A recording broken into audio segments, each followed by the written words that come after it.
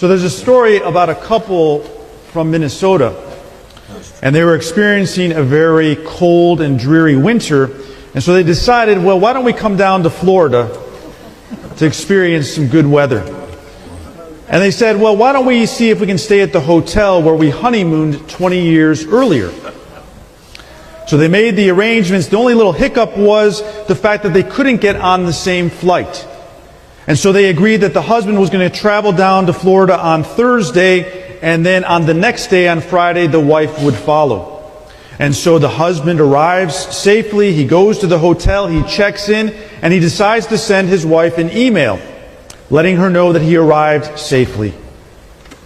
Well, he inadvertently made a very small mistake.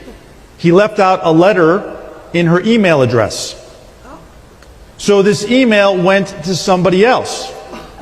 Now, the recipient of the email was a woman in Houston, Texas, who earlier that morning had buried her husband. What? Her husband was a minister. And in the evening, she said, well, let me check my email because I'm expecting that some friends and family who were not able to attend the funeral might be sending me some words of condolence and encouragement. Well, needless to say, when she opened up the first email, she fainted. And her son ran into the room to discover she was okay. But he looked at the computer screen, and this is the email that he found. To my loving wife, I've arrived. I know you're surprised to hear from me.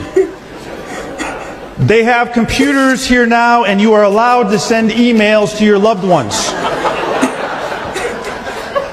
I've just arrived and been checked in. I see that everything has been prepared for your arrival tomorrow.